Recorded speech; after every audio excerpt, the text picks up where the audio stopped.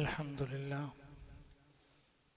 الذي هدانا لهذا وما كنا لنهتدي لولا أن هدانا الله نحمده ونستعينه ونستغفره ونعوذ بالله من شرور أنفسنا ومن سيئات أعمالنا من يهده الله فلا مضل له ومن يضلل فلا هادي له وأشهد أن لا إله إلا الله وحده لا شريك له وأشهد أن محمدا عبده ورسوله أرسله بالهدى ودين الحق ليظهره على الدين كله ولو كره المشركون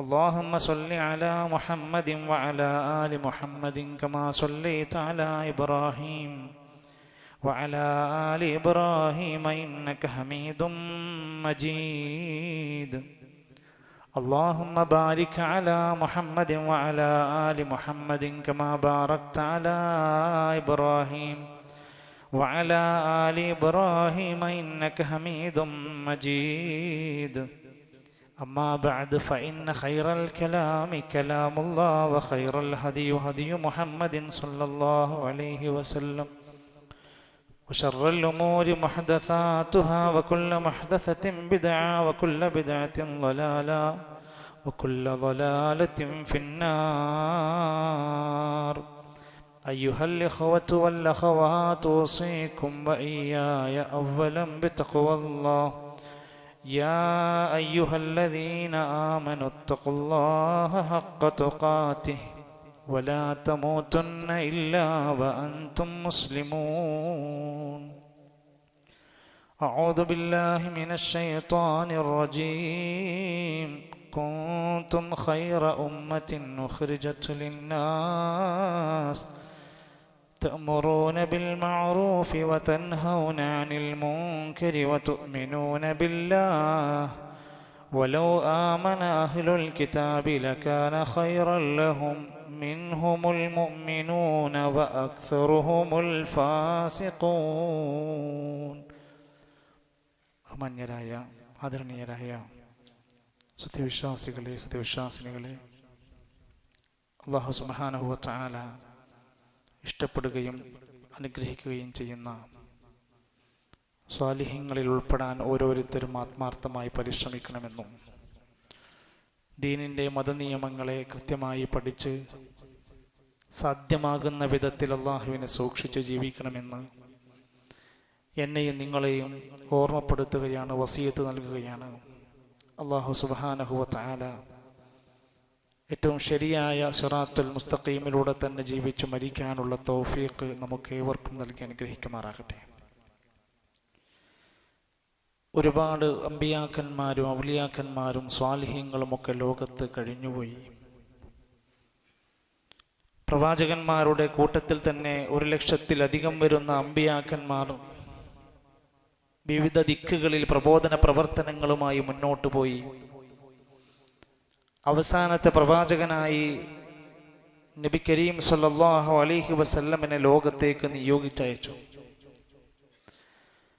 അത് ഖിയാമത്ത് നാളിൻ്റെ ഒരു അടയാളമെന്നോണം ആ പ്രവാചകന്റെ പ്രവാചകത്വം ഒരു അടയാളമായി രേഖപ്പെടുത്തി. ആ പ്രവാചകന്റെ വഫാത്ത് ഖിയാമത്ത് നാളിൻ്റെ ഒരു അടയാളമായി രേഖപ്പെടുത്തി. പ്രവാചകന്റെ അനുയായി വൃന്ദമാകുന്ന സ്വഹാബത്തിന്റെ നഷ്ടം ഒരു അടയാളമാണ് ഖിയാമത്തിന്റെ എന്ന് സൂചിപ്പിച്ചു. നബി സല്ലല്ലാഹു അലൈഹി വസല്ലമ ഈ ഉമ്മത്തിന്, ഈ ഒരു ഖൗമിന്, ഈ ജനതക്ക് നൽകിയ സവിശേഷതകളെ എടുത്തു പറയുന്ന പല വചനങ്ങൾ നമുക്ക് കാണാൻ സാധിക്കും. നബി സല്ലല്ലാഹു അലൈഹി വസല്ലമിന്റെ ഉമ്മത്തിനു മാത്രമുള്ള ചില സവിശേഷത, ലോകത്ത് വന്ന മറ്റു ജനതക്കില്ലാത്തൊരു സവിശേഷതയെ ഖുർആൻ എടുത്തു പറഞ്ഞു. കുൻതും ഖൈറ ഉമ്മത്തിൻ ഉഖ്രിജത് ലിന്നാസ്. ജനങ്ങളിലേക്ക് പുറത്തു വന്ന മനുഷ്യരുടെ കൂട്ടത്തിലെ ഏറ്റവും ഖൈറായ നന്മയുള്ള ഉമ്മത്ത് നിങ്ങളാണ്. അത് പ്രവാചകന്റെ ഉമ്മത്തിന് കിട്ടിയ ക്രെഡിറ്റാണ്. ആ ഏറ്റവും വലിയ സ്ഥാനം ലഭിക്കാനുള്ള കാരണം കൂടെ രേഖപ്പെടുത്തി. തഅ്മുറൂന ബിൽ മഅറൂഫ്, നിങ്ങൾ ജനങ്ങളോട് നന്മ കൽപ്പിക്കുന്നവരാണ്. വതൻഹൗന അനിൽ മുൻകരി, നിങ്ങൾ തിന്മ കാണുമ്പോൾ അത് തടുക്കുന്നവരാണ്. വതുഅ്മിനൂന ബില്ലാഹ്, നിങ്ങൾ അല്ലാഹുവിൽ നന്നായി വിശ്വസിക്കുന്നവരുമാണ്. നന്മ കൽപ്പിക്കുകയും തിന്മ വിരോധിക്കുകയും അല്ലാഹുവിൽ നന്നായി ശരിയായി വിശ്വസിക്കുകയും ചെയ്യുന്ന നല്ല ഒരു ഉമ്മത്താണ് നിങ്ങൾ. അല്ലാഹുവിൻ്റെ സർട്ടിഫിക്കറ്റാണ്. എന്നാലും നബി കരീം സല്ലല്ലാഹു അലൈഹി വസല്ലം പറഞ്ഞു, എന്തൊക്കെ പറഞ്ഞാലും ഈ ഉമ്മത്ത് അവസാനക്കാരാണ്. നഹ്നുൽ ആഖിറൂൻ, നമ്മൾ ഈ നാട്ടിലെ ഈ ദുനിയാവിലെ അവസാനത്തെ ഉമ്മത്താണ്. അല്ലവ്വലൂന യൗമൽ ഖിയാമ, എന്നാൽ ഖിയാമത്ത് നാളിൽ ആദ്യമായി ഉയർത്തെഴുന്നേൽപ്പിക്കപ്പെടുന്നതും ഈ ഉമ്മത്തിനെയാണ്.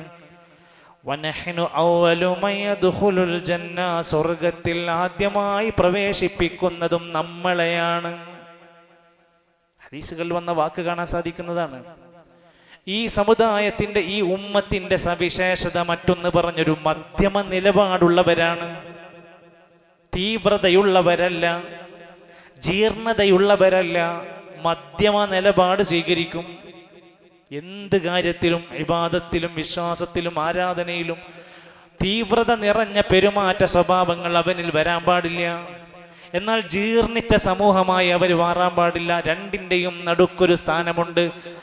وَكَذَلِكَ جَعَلْنَاكُمْ أُمَّةً وَسَطًا لِتَكُونُوا شُهَدَاءَ عَلَى النَّاسِ, നിങ്ങളെ അല്ലാഹു തആല ഒരു മധ്യമ നിലപാടുള്ള സമുദായമാക്കിയിട്ടുണ്ട്. അല്ലാഹ് നമ്മളെ പറയാണ്, നിങ്ങളെ ഒരു മധ്യമ നിലപാടുള്ള സമുദായമാക്കിയിട്ടുണ്ട്. നിങ്ങൾ ശുഹദാ അലന്നാസ്, ജനങ്ങൾക്ക് സാക്ഷികളാകാൻ വേണ്ടിയാണ്, മാതൃകകളാകാൻ വേണ്ടിയാണ്. റസൂൽ സല്ലല്ലാഹു അലൈഹി വസല്ലം മറ്റൊരു കാര്യം പറഞ്ഞു, അക്സറൽ ഉമമി മിൻ അഹ്ലിൽ ജന്ന, സ്വർഗത്തിൽ ഏറ്റവും കൂടുതൽ ആളുകൾ പ്രവേശിക്കുന്നത് ഈ ഉമ്മത്തിൽപ്പെട്ടവരായിരിക്കും.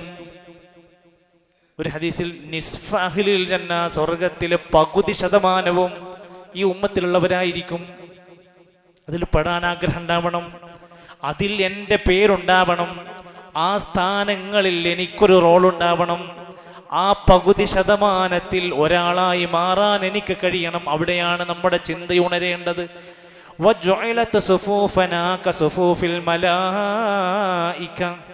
ഈ ഉമ്മത്തിന്റെ മറ്റൊരു സവിശേഷത രേഖപ്പെടുത്തിയിരിക്കുകയാണ്. ഇതിന്റെ സഫായുള്ള ഈ ഉമ്മത്തിന്റെ ആരാധനാ കർമ്മങ്ങൾ മലായിക്കത്തുകളുടെ സഫുകൾ കണക്കെയാണ്. നമ്മുടെ സൊഫുകൾ നമസ്കാരത്തിലൊക്കെ ശരിക്കൊന്ന് നമ്മളെക്കുറിച്ച് ആലോചിക്കുക. ഒരു മനുഷ്യന്റെ, മുസ്ലിമിന്റെ നമസ്കാരത്തിന്റെ പൂർത്തീകരണമാണ് സൊഫ്. ആ സൊഫുകൾ പരസ്പരം തൊട്ടു നിൽക്കുക എന്നത് ഹദീസിന്റെ പ്രയോഗമാണ്. നിങ്ങൾക്കൊരാൾ തൊടുമ്പോഴത്തേക്കൊരു അസ്വസ്ഥതയുണ്ടോ, നിങ്ങൾ പ്രവാചകന്റെ കൽപ്പനയോട് വിമുഖത കാണിക്കണം. നിങ്ങൾക്ക് അങ്ങനെ തൊട്ടു നിൽക്കുമ്പോൾ നിസ്കാരത്തിന് എന്തോ ഒരു പന്തികേട് പോലെ തോന്നുന്നുണ്ടോ, നിങ്ങൾ സ്വയം ഒന്ന് ചികിത്സിക്കണം. നബി സല്ലല്ലാഹു അലൈഹി വസല്ലമന്റെ ഹദീസിൽ കാണാം, മൻകബുകൾ തമ്മിൽ, ചുമലുകൾ തമ്മിലും, കാലുകൾ തമ്മിലും ചേർന്ന് നിൽക്കണം. അപ്പൊ ആളുകൾ ചോദിക്കും, എന്തിനാ അങ്ങനെയൊക്കെ നിൽക്കുന്നത്? ഹദീസിൽ കാണാം, അതിൻ്റെ ഇടയിൽ ഒരു വിടവ് വന്നാൽ അവിടെ ശയാത്തീനുകൾ ഉണ്ടാകും, നിങ്ങൾക്ക് വസ്വാസം ഉണ്ടാക്കി തരും. അപ്പൊ കുബുദ്ധികളായ ആളുകൾ ചോദിക്കും, രണ്ട് കാലുകൾ നിങ്ങൾ നേരെ നിൽക്കുമ്പോൾ അതിന്റെ നടുവിൽ ഗ്യാപ്പുണ്ടല്ലോ, അവിടെ ശൈത്താൻ വരൂലേ? അവിടെ ശൈത്താൻ വരുമെന്ന് പറഞ്ഞിട്ടില്ല. നിങ്ങളുടെ രണ്ടു പേരുടെയും ഇടയിൽ ശൈത്താൻ വരുമെന്നാ പറഞ്ഞിരിക്കുന്നത്. എൻ്റെ പ്രിയപ്പെട്ടവരെ, ആ സൊഫിന്റെ ക്രമീകരണം മലായിക്കത്തുകൾ അണിയായി നിൽക്കുന്ന പോലെ എന്തൊരു ഭദ്രമായ കെട്ടുറപ്പാണ്. അതുകൊണ്ട് അതെൻ്റെ ഉമ്മത്തിന്റെ പ്രത്യേകതയാണ്. വല്ലല്ലാഹു മസ്ജിദാ, എൻ്റെ ഉമ്മത്തിന് ഭൂമിയിൽ എവിടെ പോയാലും സുജൂദ് ചെയ്ത് നിസ്കരിക്കാൻ പറ്റും. പള്ളിയിൽ തന്നെ പോകണമെന്നൊന്നുമില്ല. എവിടെയാണോ നിസ്കരിക്കുന്ന സമയത്ത് എത്തിയതെങ്കിൽ മരുഭൂമിയിൽ നിസ്കരിക്കാം, മണ്ണിൽ നിസ്കരിക്കാം, ജോലി സ്ഥലത്ത് നിസ്കരിക്കാം. അതൊക്കെ ആ സാഹചര്യം അനുസരിച്ച്. എൻ്റെ ഉമ്മത്തിന് മണ്ണ് തൊഹൂറാക്കി കൊടുത്തിട്ടുണ്ട്. ഇത്ര സുവിസ്തരിച്ച് വിശദീകരിച്ച് കാണാൻ സാധിക്കുന്നുണ്ട്. നബി സല്ലല്ലാഹു അലൈഹി വസല്ലം പറഞ്ഞു, എൻ്റെ ഉമ്മത്തിൽ നിന്ന് മറ്റു ഉമ്മത്തുകൾക്കില്ലാത്തൊരു സവിശേഷതയാണ് 70,000 ആളുകൾ എൻ്റെ ഉമ്മത്തിൽ നിന്ന് സ്വർഗത്തിലെത്തും ബിഗൈരി ഹിസാബ്. വിചാരണയില്ലാതെ സ്വർഗത്തിലെത്തുന്ന വിഭാഗമുണ്ട്. അതിൽ ഹദീസ് വിശദീകരിച്ചിട്ടുണ്ട്. 70,000 ആളുകൾ ചില സവിശേഷ ഗുണങ്ങളുള്ളവരാണ്. മറ്റൊരു ഹദീസിൽ കാണാം, തരിദൂന അലയ്യ ഗുർറം മുഹജ്ജലീന ഗുർറം മിനസ് സുജൂദ്. എൻ്റെ ഉമ്മത്തിലുള്ള ആളുകൾ വുളു ഉണ്ടാക്കും. നിസ്കാരം ശരിയാവണോ? വുളു ശരിയാകണം. വുളു ശരിയാകണോ? ഷർത്തുകളുണ്ട്. വുളുവിൻ്റെ മുമ്പ് ശ്രദ്ധിക്കേണ്ട കാര്യങ്ങൾ, ഫർളുകളുണ്ട്. വുളുവിൻ്റെ ഉള്ളിൽ ശ്രദ്ധിക്കേണ്ട കാര്യങ്ങൾ, വുളുവിൻ്റെ സുന്നത്തുകളുണ്ട്, കൂടുതൽ മെച്ചപ്പെടുത്തുന്ന കാര്യങ്ങൾ. ആ അവയവങ്ങൾ, നമ്മുടെ ശരീരത്തിൻ്റെ കൈകൾ കഴുകണമെന്ന് പറഞ്ഞു. ശരി, ആ കൈകൾ ഒന്ന് കൂട്ടി ഒന്നുകൂടെ മേലേക്കങ്ങ് കഴുകിയാൽ എന്താ ഗുണം? നാളെ പരലോകത്ത് ഉദൂഇന്റെ അവയവങ്ങൾ തെളിച്ചമുള്ളതായി, വെളിച്ചത്തോടെ ജ്വലിച്ചു നിൽക്കുന്നതായി നാളെ എൻ്റെ ഉമ്മത്തിലെ ആളുകളുടെ ഉദൂഇന്റെ അവയവങ്ങൾ ജ്വലിച്ചു നിൽക്കും. പിശുക്കണ്ട, പറഞ്ഞതുപോലെ കൃത്യമായിട്ട് ചെയ്തോ. മുഖം കഴുകണമെന്ന് നമ്മളോട് പറഞ്ഞു. മുഖത്തുള്ളതെല്ലാം കഴുകണം. മൂക്ക് കഴുകണം, വായ കഴുകണം, പല്ല് തേക്കണം, വായയിൽ വെള്ളം കുപ്പിക്കണം, മൂക്കിൽ വെള്ളം കയറ്റി ചീറ്റണം. മൂക്ക് എന്താ ചെയ്യണത്? വെറുതെ ഇങ്ങനെ പിടിച്ചിങ്ങനെ പെടയാണ്, ആവില്ല. മൂക്കിലേക്കൊന്ന് വെള്ളം വലിക്കണം, എന്നിട്ട് ഇടത് കൈ കൊണ്ട് വലിച്ച് കഴുകണം. തല ശരിയാവണ്ണം തടവാൻ പറഞ്ഞു, തല മൊത്തം തടവാൻ പറഞ്ഞു. തല തടവുന്നുണ്ടോ? മുടി മാത്രമാണോ തടവുന്നത്? ഞാൻ പറഞ്ഞു വന്നത്, അവയവങ്ങൾ, വുളൂഇന്റെ അവയവങ്ങൾ വരെ എൻ്റെ ഉമ്മത്തിൽപ്പെട്ട ആളുകൾക്ക് നാളെ പരലോകത്ത് തിളങ്ങുന്നതായി കാണിച്ചു കൊടുക്കും. 7 അവയവങ്ങൾ കൊണ്ട് സുജൂദ് ചെയ്യാൻ പറഞ്ഞു. ആ അവയവങ്ങൾ പ്രത്യേകമായി നാളെ പരലോകത്ത് തിളങ്ങുന്നതായി കാണിക്കപ്പെടും. കുറഞ്ഞ സൽക്കർമ്മം ചെയ്താലും കൂടുതൽ പ്രതിഫലം എൻ്റെ ഉമ്മത്തിലുള്ളവർക്കുണ്ട്. 100 ഇരട്ടി 700 ഇരട്ടി വരെ കൂലിട്ടുന്ന കാര്യങ്ങളുണ്ട്. ഒരു നന്മക്ക് 10 ഇരട്ടി കൂലിയുള്ള സംഭവങ്ങളുണ്ട്. ചെറിയ കുറച്ചു കാലത്തെ നന്മ കൊണ്ട് ധാരാളം വമ്പിച്ച പ്രതിഫലം എൻ്റെ ഉമ്മത്തിൽ നിശ്ചയിക്കപ്പെട്ടിട്ടുണ്ട്. ഇന്നല്ലാഹ തജാവസ അൻ ഉമ്മത്തി. എൻ്റെ ഉമ്മത്തിൽപ്പെട്ട ചില ആളുകൾക്ക് അല്ലാഹ് പുറത്തു കൊടുക്കും, വിട്ടുകൊടുക്കും അവർ ചെയ്യുന്ന തെറ്റ്. ആർക്കാണ്?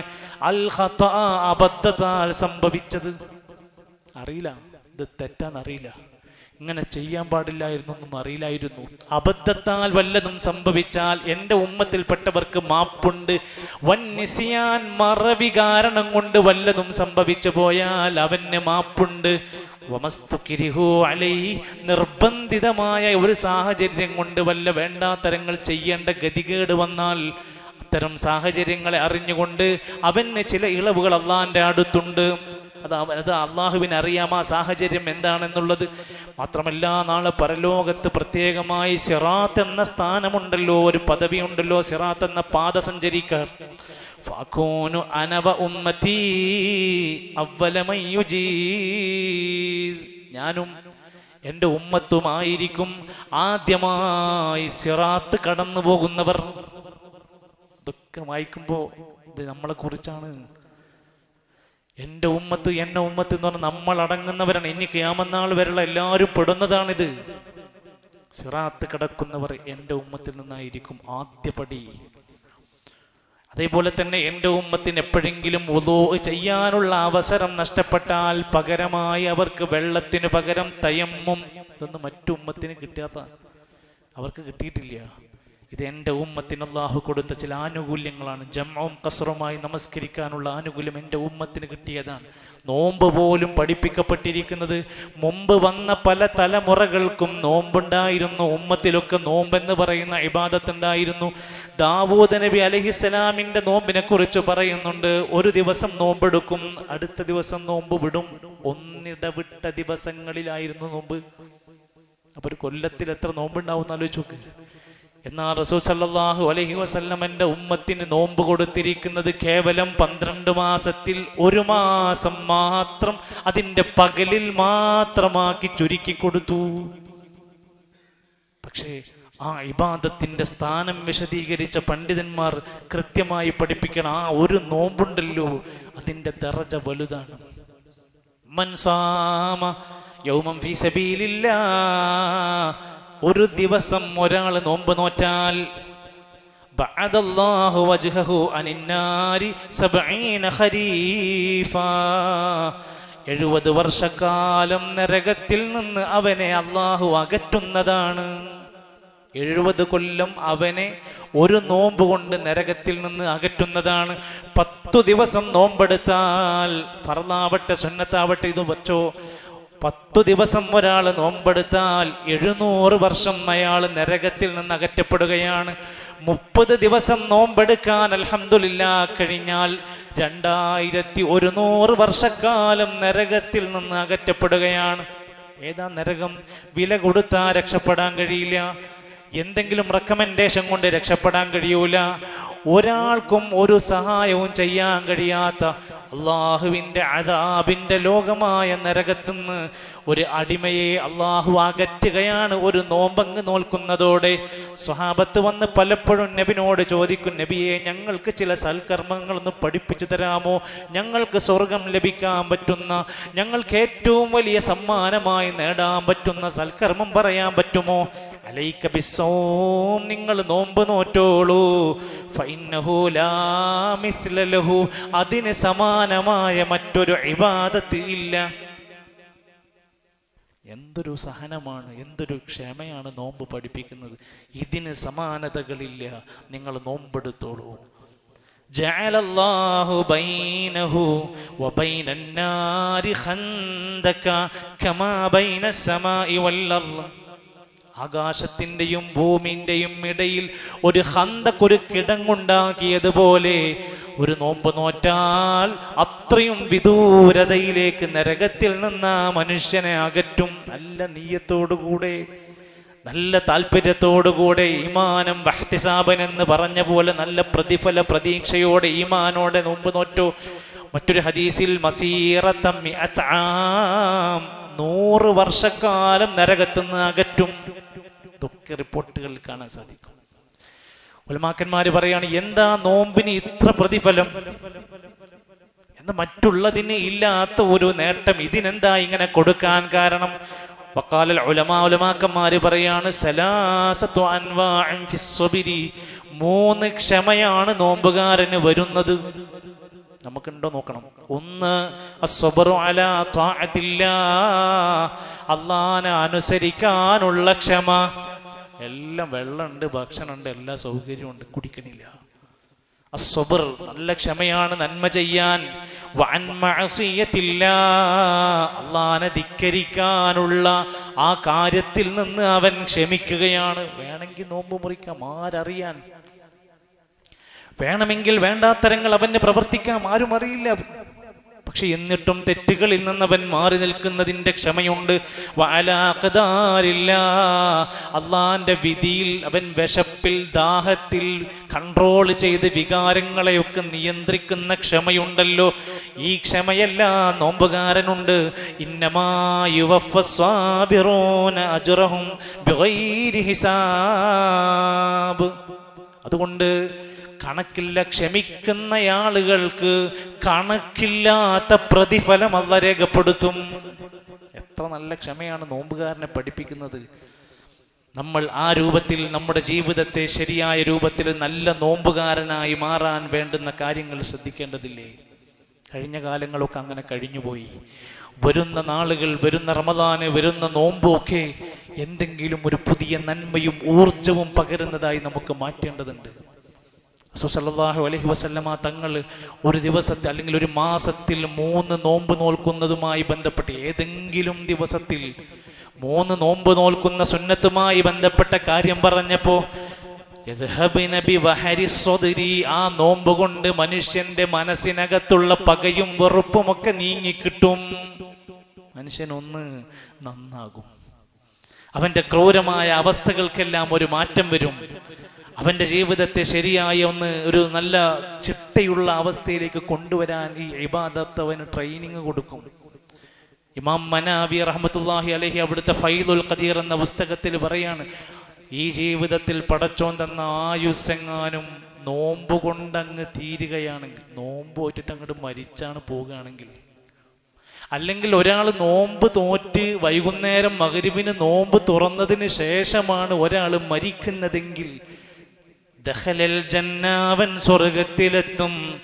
മഅസ്സാബിഖീനൽ അവ്വലീൻ, മുൻഗാമികളായ പൂർവികന്മാരായ ആദ്യ ആളുകൾ സ്വർഗത്തിലെത്തിയതുപോലെ നോമ്പുകാരനായി മരിച്ചാൽ, നോമ്പ് നോറ്റതിന് ശേഷം ഉടൻ മരിച്ചാൽ വലിയ ദറജയാണ് അവനെ കാത്തിരിക്കുന്നത്.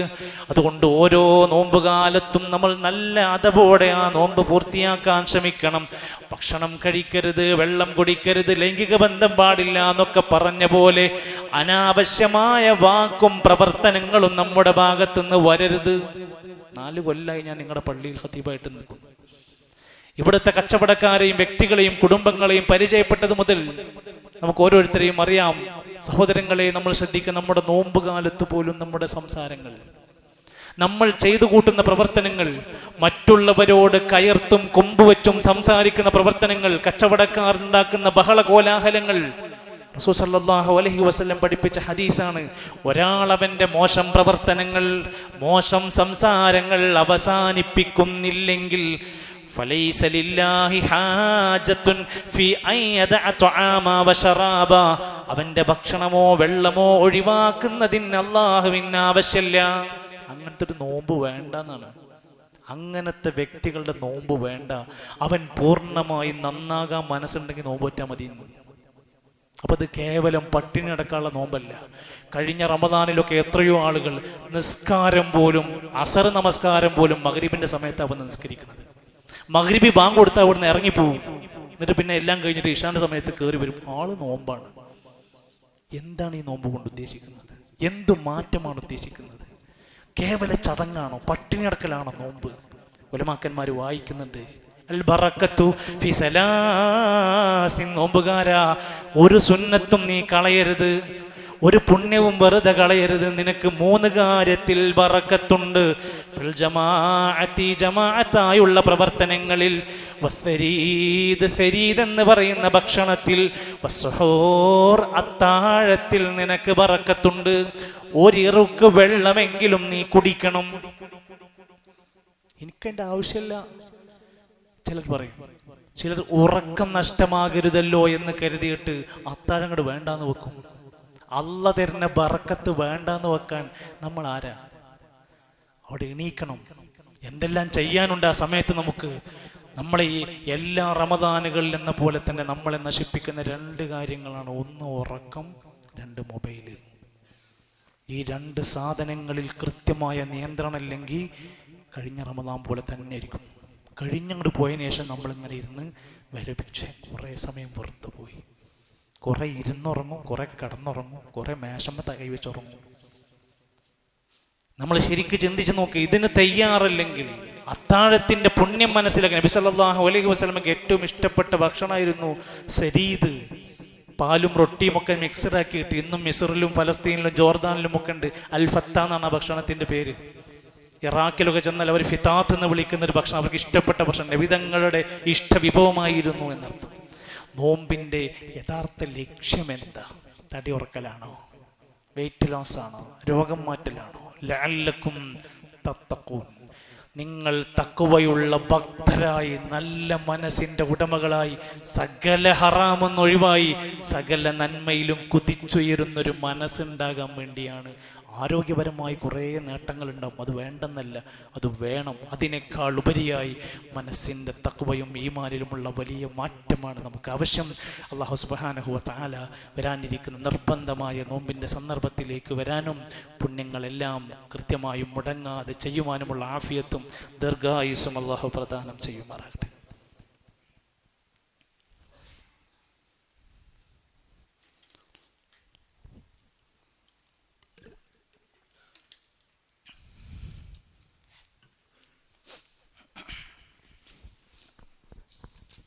അൽഹംദുലില്ലാ വസ്സലാത്തു വസ്സലാമു അലാ റസൂലില്ലാ വഅലാ ആലിഹി വസഹ്ബിഹി വസല്ലമ തസ്ലീമൻ കസീറാ.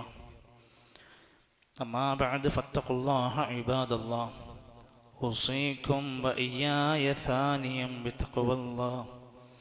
ഒരിക്കൽ കൂടി അള്ളാഹുവിൻ്റെ നിയമനിർദ്ദേശങ്ങൾ പാലിച്ച് ഇസ്ലാമിക കാര്യങ്ങളെ ശ്രദ്ധയോടെ ജീവിതത്തിൽ കൊണ്ടുവരാൻ ആത്മാർത്ഥമായി പരിശ്രമിക്കണമെന്ന് എന്നെ മറക്കാതെ നിങ്ങളെ ഓർമ്മപ്പെടുത്തുകയാണ്. അള്ളാഹു തൗഫീഖ് നൽകുമാറാകട്ടെ. വിശുദ്ധ ഖുർആനിൽ 12 മാസങ്ങളുണ്ട് എന്ന് പറഞ്ഞിട്ടുണ്ട്.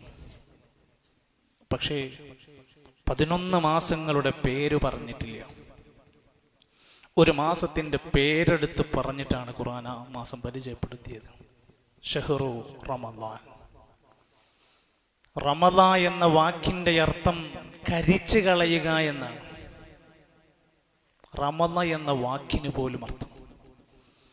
ഈ മാസത്തിൻ്റെ പേര് ഖുർആനിനകത്ത് വന്നിട്ടുണ്ട് എന്നാണ് പറഞ്ഞത്.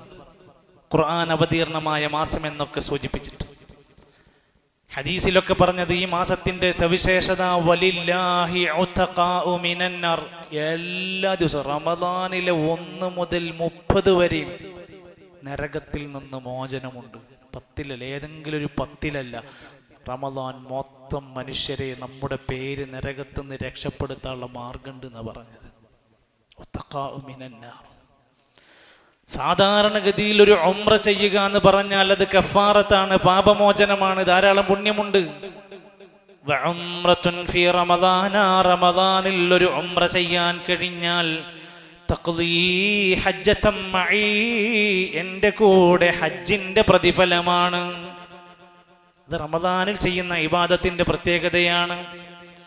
അതേപോലെ തന്നെയാണ് നബി സല്ലല്ലാഹു അലൈഹി വസല്ലമ തങ്ങളെ പറ്റി പഠിപ്പിച്ച ധാരാളം ഹദീസുകൾ വായിച്ചാലൊക്കെ കാണാൻ സാധിക്കും. ഇത് ധാരാളം ചെലവഴിക്കുന്ന ഏത് മനുഷ്യന്റെയും മനസ്സ് ലോലമായി സ്വതക്ക ചെയ്യാനും ദാനം ചെയ്യാനും ചെലവഴിക്കാനും മടിയില്ലാത്തൊരു മാസമാണ് ലൈലത്തുൽ ഖദ്രി. ഈ റമദാനിലായിരിക്കും ലൈലത്തുൽ ഖദ്ർ ഉണ്ടാവുക. നേരത്തെ പറഞ്ഞ പോലെ ഈ ഉമ്മത്തിലുള്ള ആളുകൾക്ക് ലഭിച്ച മറ്റൊരു ഗുണമാണ് ലൈലത്തുൽ ഖദ്ർ എന്ന ഗുണം. ഈ ഉമ്മത്തിന് മാത്രമേ കിട്ടിയിട്ടുള്ളൂ. 1000 മാസത്തേക്കാൾ പുണ്യമുള്ള ഒരു രാവ് കിട്ടിയത് ഉമ്മത്തി മുഹമ്മദിൻ സല്ലല്ലാഹു അലൈഹി വസല്ലം. ഇതൊരു ചാൻസാണ്. നമ്മുടെ ആയുസ് കൊണ്ട് നേടാൻ കഴിയാത്ത അത്രയും വലിയ പ്രതിഫലം അല്ലാമ ഇബ്നു ഖയ്യിം അൽ ജൗസി റഹ്മത്തുള്ളാഹി അലൈഹി പറയാണ്. അതിൻ്റെ അടിസ്ഥാനത്തിലാണ് പ്രവാചകരൊക്കെ ജീവിച്ചത്. ജിബ്രീൽ അലൈഹിസ്സലാത്തു വസ്സലാം റമദാനിൽ വന്നുകൊണ്ട് വിശുദ്ധ ഖുർആൻ ഓതി നോൽപ്പിക്കുന്നു, മുഴുവനായും ഒന്ന് ഓതിപ്പിക്കുന്നു. അതേപോലെ തന്നെ നബിതങ്ങൾ അടിച്ചു വീശുന്ന കാറ്റിനെ പോലെ സ്വതക്കകൾ അധികരിപ്പിക്കുന്നു. വൽ ഇഹ്സാൻ, ധാരാളം നന്മകൾ ചെയ്യുന്നു. വതിലാവത്തിൽ ഖുർആൻ, നന്നായി ഖുർആൻ ഓതുന്നു. വസ്സലാത്ത് വദ്ദിക്രി, സ്വലാത്തും ദിക്റുകളും ഒക്കെ അധികരിക്കുന്നു. വൽ ഇഅ്തികാഫ്, മറ്റു മാസങ്ങളിലൊന്നുമില്ലാത്ത വിധേന റമദാനിൽ നന്നായി ഇഅ്തികാഫ് ഇരിക്കാൻ ശ്രമിക്കാറുണ്ടായിരുന്നു. നമ്മളൊന്ന് മനസ്സിരുത്തി പ്ലാൻ ചെയ്യണം. ഈ റമദാൻ എനിക്ക് സുഹൃതങ്ങൾ ചെയ്യാൻ പറ്റണം, മറ്റു തിരക്കുകളൊക്കെ ഇല്ലാതെയാക്കണം. എൻ്റെ ഈ വരുന്ന ദിനരാത്രങ്ങളെ എനിക്കൊന്ന് നല്ലപോലെ എൻ്റെ ജീവിതത്തിൽ ആയുസിൻ്റെ ഇടയിൽ കിട്ടുന്ന അപൂർവ നിമിഷങ്ങളാണ്, ഞാനൊന്ന് ശരിയാക്കണമെന്ന് ഓരോരുത്തരും മറ്റൊരാൾ നിർബന്ധിച്ചത് കൊണ്ടല്ല, സ്വയം ഒന്ന് വിലയിരുത്തിയിട്ട് മാറാൻ ചെറുപ്പക്കാരെ, പ്രിയ രക്ഷിതാക്കളെ നമ്മളൊന്ന് മനസ്സിരുത്തുക. ആയുസ് എന്ന് പറയുന്നത് എത്ര പെട്ടെന്നാ തീർന്നു പോയിക്കൊണ്ടിരിക്കുന്നത്. ഏത് സമയത്താ മനുഷ്യൻ കുഴഞ്ഞു വീഴുന്നത്, എപ്പോഴാ മരിക്കുന്നത്, ഒന്നും പറയാൻ പറ്റാത്ത അവസ്ഥയാണ്. മഹാരഥന്മാരായ ഉലമാക്കന്മാർ പറയാണ്, റമദാൻ വന്നാൽ നമുക്ക് 3 കാര്യങ്ങൾ അധികരിക്കാൻ കഴിയണം. 3 കാര്യങ്ങൾ നമുക്ക് കൂടണം. ഒന്ന് അൽ-ഈമാൻ, ഈമാൻ കൂടണം. നമ്മുടെ ഈമാൻ ഇതുവരെ ഇല്ലാത്ത ഒരു ഈമാൻ ഇങ്ങനെ കൂടിയെന്നറിയാം. നിസ്കാരം സമയബന്ധിതമായി അവൻ്റെ ഫറളടക്കമുള്ളത് ജമാഅത്തായി അവന് പങ്കെടുക്കും. സുന്നത്ത് നിസ്കാരങ്ങളൊക്കെ പറ്റുന്നതൊക്കെ അവൻ ചെയ്യും. അവന് നന്നായി അതാണ് അവൻ്റെ ഈമാൻ അങ്ങനെ അധികരിക്കുന്നതായിരിക്കണം ഒരു റമദാൻ. 2 അൽ അമൽ, അതുപോലെ തന്നെ ധാരാളം സുഹൃതങ്ങൾ. ഈമാൻ കൂടിയാൽ എന്തായിരുന്നാലും അമലു സ്വാലിഹാത്തുകൾ കൂടും. ളുഹാ നിസ്കരിക്കാത്തവൻ ളുഹാ നമസ്കാരം തുടങ്ങും. തഹജ്ജുദ് നമസ്കരിക്കാത്തവൻ തഹജ്ജുദ് നമസ്കാരം ആരംഭിക്കും. ദിക്റുകളും സ്വലാത്തുകളും ദാനം ചെയ്യലിലും അടക്കമുള്ള ധാരാളം പിന്തിരിഞ്ഞ് നടന്നിരുന്ന, ഒഴിവാക്കി വെച്ചിരുന്ന സുന്നത്തുകളെ മുഴുവൻ അമലു സ്വാലിഹാത്തുകൾ കൊണ്ട് റമദാൻ അധികരിപ്പിച്ചു കൊണ്ടുപോകണം. 3 അൽ ഇൽം, നല്ല ഒരു പിടി അറിവുകൾ ശേഖരിക്കാൻ റമദാൻ അവനെ കൊണ്ട് പറ്റണം. ദീനിയായ സദസ്സുകൾ അതിനുവേണ്ടി ഉപയോഗപ്പെടുത്തണം. ക്ലാസ്സുകൾ ഇങ്ങനെ വെക്കും, ഇരിക്കണവൻ ഇരിക്കും, അല്ലാത്തവൻ എണീറ്റ് പോവും. എന്നിട്ട് പുറത്തിറങ്ങിയിട്ട് പറയും എന്ത് ക്ലാസ്, എപ്പോൾ നോക്കിയാലും. വന്ന് ഇരിക്കുന്നവർക്ക് പരാതിയില്ല, പുറത്തിറങ്ങി ഇരിക്കാത്തവന് ഭയങ്കര പരാതിയാ. എൻ്റെ സുഹൃത്തുക്കളെ, റമദാൻ നമുക്ക് ഒരുപാട് ഇൽമുണ്ടാക്കി തരും. ഒന്ന് വായിക്കാൻ മെനക്കെട്ട് നോക്ക്. പഠിക്കാൻ എത്രയോ ഫാക്കൽറ്റികൾ നമ്മുടെ മുമ്പിലുണ്ട്. വായിക്കാൻ എത്രയെത്ര കിതാബുകളുണ്ട്. എന്തെല്ലാം വിഷയങ്ങൾ നമുക്ക് തിരുത്താനുണ്ട്. നല്ല പോലെ ഇൽമ് അധികരിപ്പിക്കാൻ ഈ റമദാൻ കൊണ്ട് നമുക്ക് സാധ്യമാക്കണം. ഇൻഷാ അല്ലാഹ് ഞാൻ വിശദീകരിച്ച് പറയാൻ ആഗ്രഹിക്കുന്നില്ല. ഇന്ന് മഗ്രിബ് നമസ്കാര ശേഷം നമ്മുടെ പള്ളിയിൽ വെച്ചുകൊണ്ട് റമദാനുമായി ബന്ധപ്പെട്ടൊരു വിജ്ഞാനവേദി നടക്കുന്നുണ്ട്. കുടുംബം, പ്രത്യേകിച്ച് നമ്മുടെ സ്ത്രീകൾ അതിൽ പങ്കെടുപ്പിക്കണം. അവർ തിരുത്തേണ്ടുന്ന ധാരണകൾ ഒരു ക്ലാസ് അവർക്ക് ലഭിച്ചിട്ടുണ്ടെങ്കിലും നമ്മുടെ പ്രാദേശികമായ ചില കാര്യങ്ങളെ ശരിയാവണ്ണം ബോധ്യപ്പെടുത്താൻ കുടുംബസമേതം എല്ലാവരും അതിൽ പങ്കെടുക്കാൻ വേണ്ടി ശ്രമിക്കുക.